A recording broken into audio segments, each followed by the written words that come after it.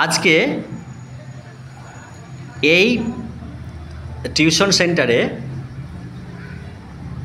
Left সাইডে আমার পুরনো ছাত্র আলী বসে আছে এবং আজকে তার সাথে তার ফ্রেন্ড একই স্কুলের একই ক্লাসের পড়তে এসছে।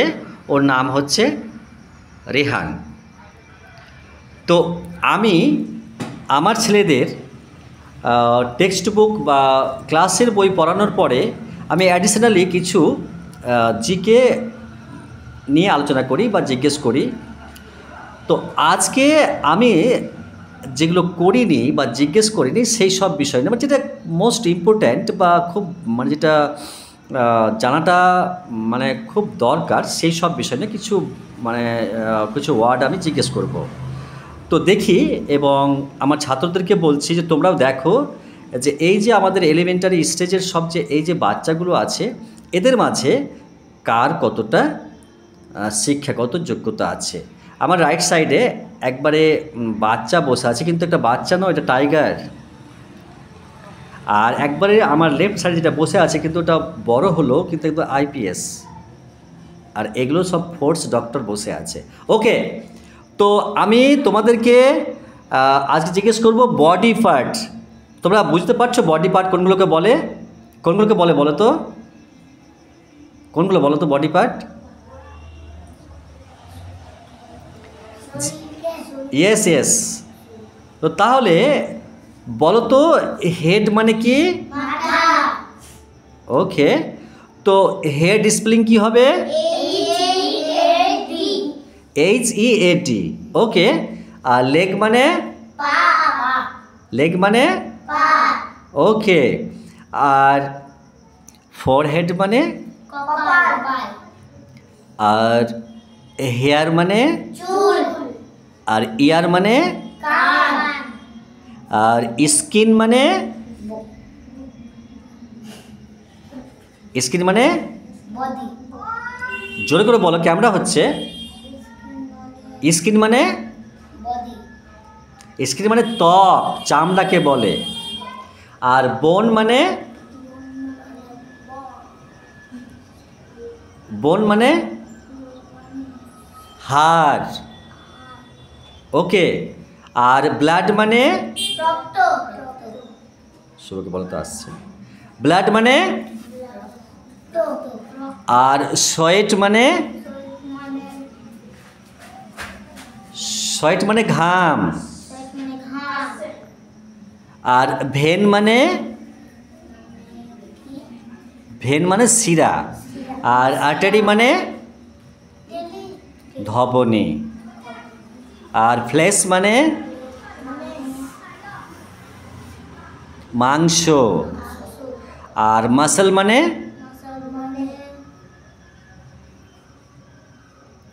মাংসপেশি। আর পালস মানে? নাড়ি ভুঁড়ি। আর ইয়ার মানে?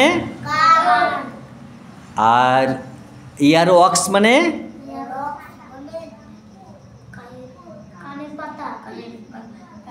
কানের খোলটাকে বলা হয়, ময়লাটাকে বলা হয়। আর ইয়ার হোল মানে? ইয়ার হোল মানে? কানের ফুটোটা বলে। আচ্ছা, ইয়ার লব মানে? ইয়ার লব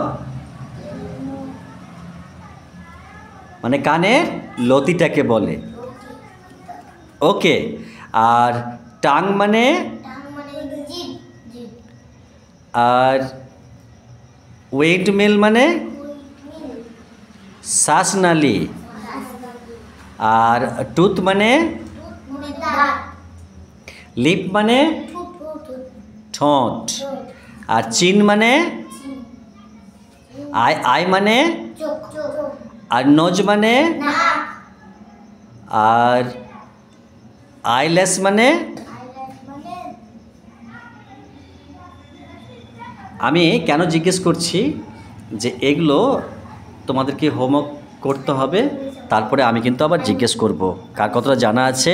ওকে, আমি কিন্তু একটু শক্ত বা জটিল মানে যেটা সহজ সব রকমই জিজ্ঞেস করেছি, কেন যে জানা তো খুবই দরকার আছে, কিন্তু আমি প্রথমে তোমাদেরকে সহজগুলো জিজ্ঞেস করব, ঠিক আছে? আর জানতে হবে কিন্তু কোনটা সহজ আর শক্ত বলে কোনো কথা না, যেটা যেটা শিখতে যাবে প্রথমে সেটাই জটিল, আর শেখা হয়ে গেলেই সহজ কিন্তু, ঠিক আছে? আর যা আমি হোমওয়ার্ক দিলাম বাড়ির কাজ তোমরা কিন্তু অবশ্যই করবে, আর কমসে কম 30 মিনিট আগে পড়া শেষ করে দিতে হবে। আমরা কিন্তু অ্যাডিশনাল কথা বলবো, ঠিক আছে? তো টাইগার সবাই কিন্তু ভালো থাকবে। আর যখন তোমরা বাড়ি যাবে না, যখন রাস্তা দিয়ে বাড়ি যাবে, এই যে অনেকগুলো গাড়ি চলছে তো জানে লেফট সাইডে তোমার বাড়ি যাবে কিন্তু, আর মানে বাড়ি যাওয়ার সময় যে অন্ধকার এখন, কাউকে কেউ না বলে হ্যালো এভরিবডি, কারো কেউ বাড়ি যাবে না কিন্তু। কেউ যদি বলে যে, যদি মানে টাইগার বলে যে রিহানকে চলো আমাদের বাড়ি, কিন্তু না, ওটা বাড়ি তাকে বলতে হয়, মাকে আগে জানাতে হবে যে আমি ওদের বাড়ি যাব। বা যদি আলী বলে যে রেজাউলকে টাইগারকে যে চলো আমাদের বাড়ি, না, এটা আগে জিজ্ঞেস করতে বাড়িতে জানাতে হবে, তারপরে যাবে কোথাও। আর কেউ যদি রাস্তার লোক ডাকে বা চল আমি তো গাড়িতে বসে দে, কেউ যাবে না কিন্তু, কারো কিছু খাবারও খাবে না, ঠিক আছে? সবাইকে বলে দিলাম। আর বাড়ি থেকে আসার সময় ব্যাগে পেন, খাতা, গ্রামার বই, টেক্সট বুক এগুলো সব আছে কি না ভালো করে জেনে নেবে। আর এই যে সিজন চেঞ্জ হচ্ছে, মানে যে মানে সামার সিজন আসছে, গ্রীষ্মকাল আসছে, বোতল ব্যাগে কিন্তু বোতল থাকতে হবে জলের, কেমন? আর আমি সেগুলো স্টেপ ওয়াইজ বলে যাব। আর হাতে লেখাগুলো তো সুন্দর করবে কিন্তু, তার কারণ hello everybody, be concentrate with me, আমার সাথে মনোসংযোগ রাখো। হাতের লেখা এই জন্য আমি পরিষ্কার সুন্দর করে লিখতে বলছি যে মাধ্যমিক তো এক চান্সে পাস করতে হবে। তোমরা এখন অনেক ছোট আছো, কিন্তু এখন থেকেই ভাবতে হবে যে মাধ্যমিক আমি কীভাবে, কী চাই, কী করতে হবে, সেই চিন্তাভাবনা যেন মাস্টার এবং তোমাদের মানে অভিভাবকগণ এবং প্রাইভেট টিউটারে ভাবে এবং তোমরাকে গাইডলাইন দেয়। সেই চিন্তাভাবনা রেখে আমি হাতে লেখা হলো পরিষ্কার করতে বলছি। এখানে আলী খুব সুন্দর লিখতে পারে, যেটা এই আমার লেফট সাইডে বসে আছে, হাতে লেখা খুব সুন্দর হয়েছে। এবং আমার ব্যাক সাইডে যে দাঁড়িয়ে আছে আমার ক্লাস 9-এর ছেলে, সেও ভালো লিখতে পারে, কিন্তু ও নটি বয়, আজকাল ও ভালো লিখে না, খেলাতে বেশি ব্যস্ত হয়ে গেছে, কিন্তু ব্রেনি ছেলে খুব।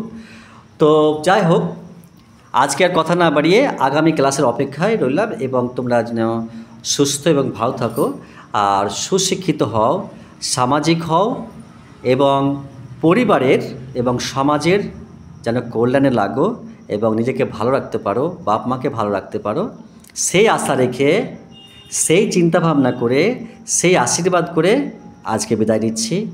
আসসালামু আলাইকুম।